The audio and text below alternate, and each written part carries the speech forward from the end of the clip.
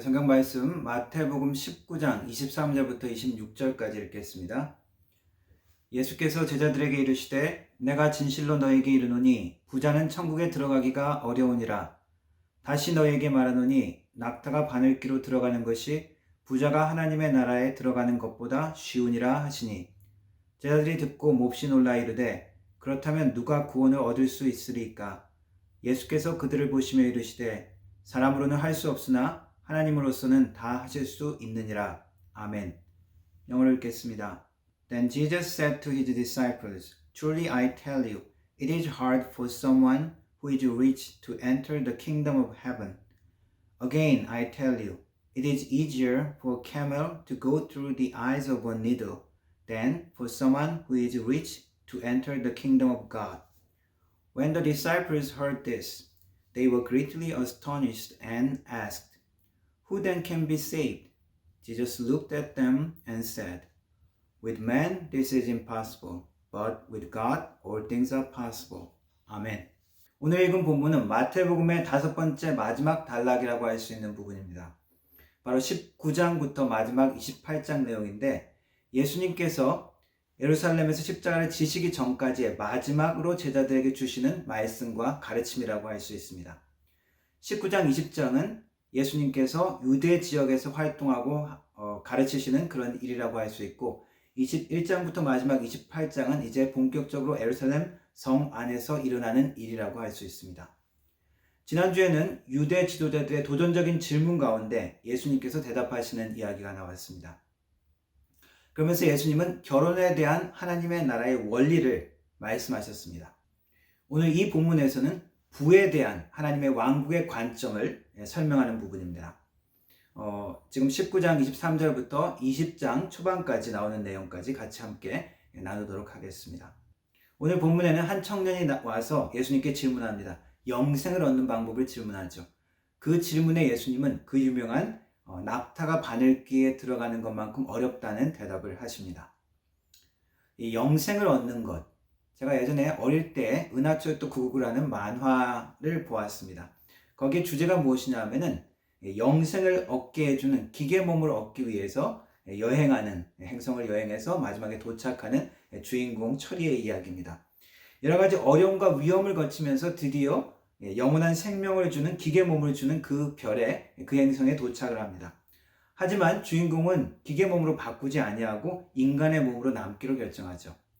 왜 그러냐 하면은 영원히 사는 기계 몸을 얻었지만 의미 없이 향락과 쾌락을 추구하는 그러한 모습들을 보고 또 어떤 기계 인간은 의미 없이 그냥 계속 사는 그런 삶에 대해서 허무감을 느끼고 자살하는 그런 모습을 보았기 때문입니다. 그냥 단순히 영원히 산다는 데 대한 막연함 그리고 불안감 그리고 또 한편으로는 살과 피를 가진 육신을 잃는 것, 차가운 기계 몸을 가지는 것, 인간성을 상실하는 것 같은 그런 두려움이 그런 혼재된 그러한 이야기라고 생각되어집니다. 사실 영생, 이터널 라이프라고 하는 것은 우리가 상상하고 그릴 수 있는 한계가 있습니다. 예수님과 하나님에 대한 이해 없이 그냥 우리가 인간이 경험하는 이 땅의 삶 가운데 영원히 사는 것, 영생이라는 모습은 사실 불완전할 수밖에 없습니다. 사실 우리 인간들은 많은 이해하지 못하는 그러한 무지 속에, 우리의 한계 속에 살고 있습니다. 고대부터 지금까지 많은 과학적인 발견들이 이루어졌고 인간의 지식들이 많이 증가했지만 여전히 우리는 많은 무지 속에 살고 있습니다. 우주의 비밀을 밝혀내고 우주의 원리를 밝혀내고 그렇게 한 것 같지만 결국 우주가 얼마나 넓은지 그리고 그 우주 밖에는 또 무엇이 있는지 정말 진짜 이 우주는 어떻게 생겨나고 그 의미는 그런 무엇인지 또한 이 넓고 광활한 우주 가운데 과연 우리 이 작은 지구에 우리들 밖에 없는 것인지 그리고 우리가 물질의 가장 기본 단위인 원자 이 원자 안에는 또 쿼크라는 그런 밀입자가 소립자가 있고 그 소립자는 어떤 웨이브 어떤 파동으로 이루어졌고 이런 걸 우리가 밝혀내고 하지만 이게 왜 이렇게 어떤 이유 때문에 이렇게 되는지 여전히 우리는 많은 의문과 여전히 알 수 없는 한계 속에 우리는 살 수밖에 없습니다. 그래서 영원히 산다고 하는 것은 그런 한계를 조금이라도 우리가 극복하고자 하는 그런 인간의 욕망이고 바람이 아닐까 그렇게 생각이 되어집니다. 오늘 본문에서도 영생을 구하는 젊은 청년이 나타났습니다. 그는 경건한 청년입니다. 그가 예수님께 와서 묻습니다. 어떠한 선한 일을 해야 내가 영생을 얻겠습니까? 라고 질문합니다. 거기에 예수님은 대답합니다. 네가 영생을 얻으려면, 생명에 들어가려면 율법에서 명령한 계명들을 다 지켜야 한다. 그때 이 청년이 대답하죠. 저는 그 모든 계명을 지켰습니다. 살인하지 말라, 간음하지 말라, 도둑질하지 말라 다 지켰습니다. 무엇이 더 부족합니까?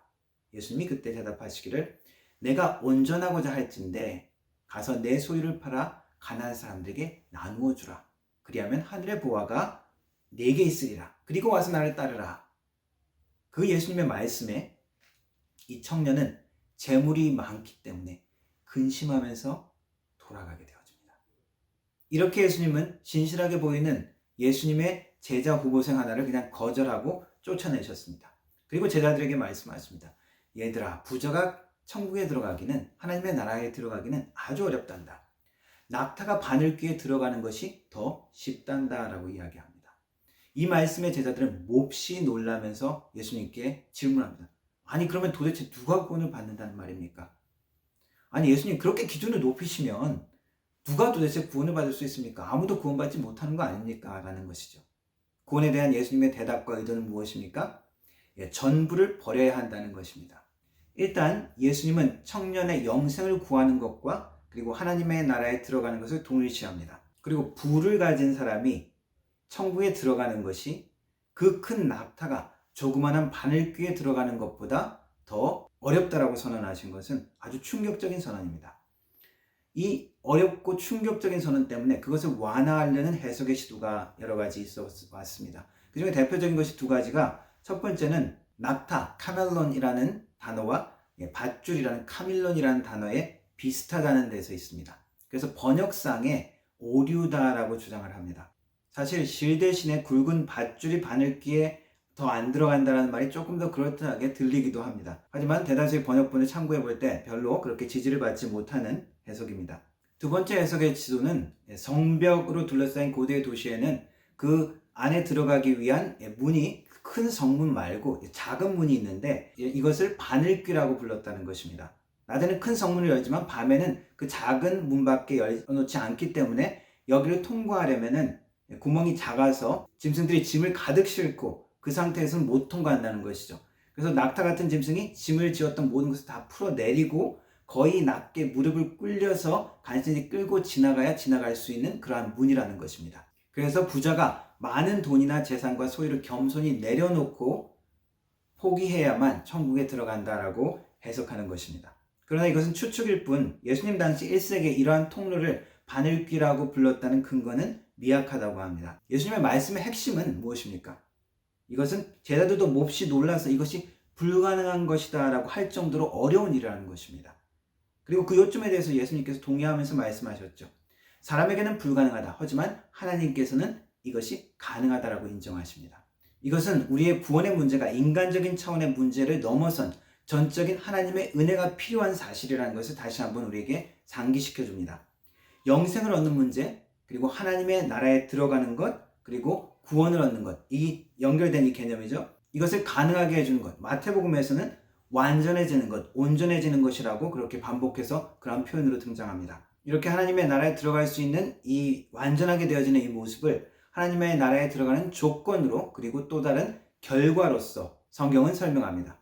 이것은 인간의 의지와 노력으로 이루어지는 것이라기보다도 예수님을 주님으로 고백하고 그분의 통치가 우리의 삶 가운데 이루어질 때 결과적으로 또한 나타날 수 있는 상태라는 것이죠. 오늘 이야기에서 예수님은 이 청년에게 구체적인 요구를 하셨습니다. 내 소유를 전부 팔고 그것을 가난한 사람을 위해 써라. 이 청년에만 예외적으로 한 말 같지만 사실은 이것은 모든 제자에게 요구하는 공통적인 것입니다. 오직 그에게만 특별한 요구의 형태를 띠는 것이죠. 연결돼서 20장 초반까지 등장하는 예수님의 또한 말씀은 전부를 버린 자에게 비교할 수 없을 정도의 풍성한 보상을 약속하시는 말씀입니다.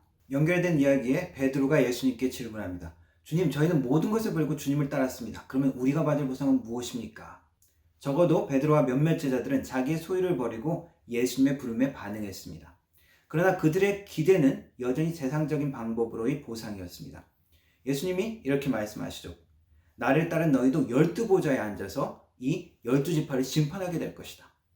내 이름을 위하여 버린 자는 100배나 받을 것이다. 가족과 모든 것들을 100배나 받고 거기 영생까지 상속받게 될 것이다. 그러나 먼저 된 자는 나중 되고 나중 된 자는 먼저 될 것이다 라고 대답을 하십니다. 어떤 보상을 이야기하십니까? 첫 번째, 12제자가 새로운 이스라엘 나라로 하나님의 나라의 왕권과 주권을 가진 자로 선다는 것입니다. 하나님의 통치권 안에 살면서 그 능력과 그 권위와 특권을 누리면서 그것을 사용하면서 살 수 있다는 것입니다. 또한 무엇을 얘기합니까? 100배의 보상이라는 것은 버린 것만큼 그렇게 1대1로 받는 것이 아니라 비교할 수 없을 정도의 풍성함으로 보상받는다는 말씀입니다. 이것은 문자 그대로 부모가 100명, 자녀가 100명 그것을 의미하는 것은 아닐 것입니다. 영적인 부유함, 영적인 축복과 영적인 부유함을 누리는 것은 이 육신의 것을 넘어선 것을 의미합니다. 마지막에 말씀하신 먼저 된 자가 나중 되고 나중 된 자가 먼저 된다라고 하신 말씀은 그릇된 보상에 대한 예수님의 고치시려는 그런 말씀입니다. 또한 20장 초반까지 연결되는 예화를 통해서 너그러운 하나님에 대한 은혜를 말씀하시는데 하나님의 보상에 대한 것이 무엇인지 다시 한번 가르쳐주고 좀 더 명확하게 볼 수 있게 해줍니다. 20장 초반에 등장하는 예화는 포도원의 일꾼을 부르는 이야기입니다. 포도원의 주인이 일꾼을 부릅니다. 아침에 가서 일꾼을 부르고 점심때 가서 부르고 오후에 가서 부르고 저녁때 다 마치기 전까지 일꾼을 다 나가서 부릅니다. 그리고 나중에 임금을 나누어 줄 때 아침부터 일했던 사람이나 저녁 늦게 끝나기 전에 온 사람이나 똑같이 임금을 나누어 줍니다. 그것을 보고 먼저 와서 일했던 사람이 불평하고 투덜거리죠. 우리는 아침부터 이렇게 와서 일했는데 이 주인이 공평하지 않다는 것이죠. 자, 이것이 하나님의 나라의 방법이고 하나님의 나라의 원리입니다. 하나님의 너그러우심이죠. 누구는 많이 보상받고 누구는 적게 받는 것 같은 이것을 볼 때 우리의 육적인 반응은 무엇입니까? 질투입니다. 불만이고 비교하게 되어집니다. 하나님의 나라에서도 이러한 차별이 있어서는 되겠습니까? 우리는 이렇게 얘기할 수 있죠. 어떤 사람은 더 많이 받고 어떤 사람은 작게 받네? 우리가 다른 사람이 나보다 더 많이 받았을 때, 더 혜택을 받았을 때 질투가 없고 불평이 없는 상태는 어떤 상태라고 할 수 있습니까? 그럴 수가 있습니까? 있습니다. 내가 그 사람을 아끼고 정말 사랑한다면 그렇죠. 우리 가족이 자녀가 잘 되고 우리 자녀가 우리 남편이 아내가 복권을 당첨됐다. 질투가 납니까? 아닙니다. 우리 같이 기뻐를 하죠. 그럼 하나님의 나라에 들어간다는 것은 무엇입니까? 우리의 마음이 우리의 심령이 하나님이 원하시는 하나님의 백성으로 사랑과 은혜로 가득 차서 변화된다는 것입니다. 변화된 심령이 아니라면 우리는 하나님의 나라를 그 혜택을 누릴 수가 없다는 것이죠. 하나님의 사랑이 우리를 덮고 그 은혜와 감사가 우리를 덮을 때 우리는 내 것을 움켜쥐는 것보다 사랑하기 때문에 그것을 나누고 그것을 베푸는 것을 감사하게 생각하고 오히려 기쁨으로 우리가 할 수 있습니다. 그것이 가능케 되는 것이죠. 육적인 욕심과 인간적인 욕망으로는 하나님의 나라에 들어간다고 할 수 없습니다. 하나님의 나라의 통치를 받는다는 것은 내가 변화된 심령으로 그렇게 하나님의 나라를 누리는 것입니다. 오직 하나님의 사랑과 은혜의 감동 가운데 성령의 명령에 내가 기쁨으로 자원하며 순종할 때 하나님의 명령에 순종함으로 겸손함으로 내 것을 드렸을 때 내 전부를 하나님의 것이라고 인정했을 때 우리는 하나님의 나라의 통치에 완전하게 들어갈 수 있는 것입니다. 이러한 우리의 변화된 모습이 우리의 구원, 우리의 영생의 증거로 우리가 누릴 수 있는 자유함이 될 것입니다. 예수님의 십자가 사건이 일어나기 전에 예수님의 이 가르침, 하나님의 나라의 원리와 가치관이 얼마나 세상과 다른지를 가르쳐주고 있습니다. 결혼과 이혼에 대해서 말씀하셨고 그리고 물질에 대한 말씀을 오늘 말씀을 통해서 말씀하십니다. 물질과 돈에 대한 욕심은 우리의 가장 기초적인 욕구 중에 하나입니다. 그러나 예수님은 돈을 사랑함이 일만왕의 뿌리라고 경고하셨고 하나님과 돈을 동시에 섬길 수 없다고 그만큼 물질이 우리에게 유혹이 되며 강력한 하나님과의 적이 될 수 있다는 것을 우리에게 가르쳐주고 있습니다. 오늘 이야기에 등장하는 부자 청년은 경건한 것 같았지만 사실 돈을 사랑함이 물질을 사랑함이 더 컸던 자입니다. 하나님이 아니라 자신의 물질이 여전히 그의 주인으로 남아있던 안타까운 모습입니다. 우리 주님은 우리가 세상과 돈이 아니라 하나님이 우리의 삶의 주인이 되기를 원하십니다. 그리고 우리가 모든 것이 주님의 것임을 고백하고 그것을 베풀며 섬기는 물질에 대해서 자유한 하나님의 백성이 되기를 원하십니다. 주님의 말씀처럼 하나님의 나라를 소유하고 영생을 소유하는 은혜와 축복이 우리의 삶 가운데 있기를 축원합니다. 기도하겠습니다. 물질과 돈의 노예가 아니라 물질과 돈을 다스리며 하나님의 나라를 위해 사용하는 충성된 하나님의 사람, 자유로운 하나님의 자녀 될 수 있도록 도와주옵소서. 예수님의 이름으로 기도드립니다. 아멘.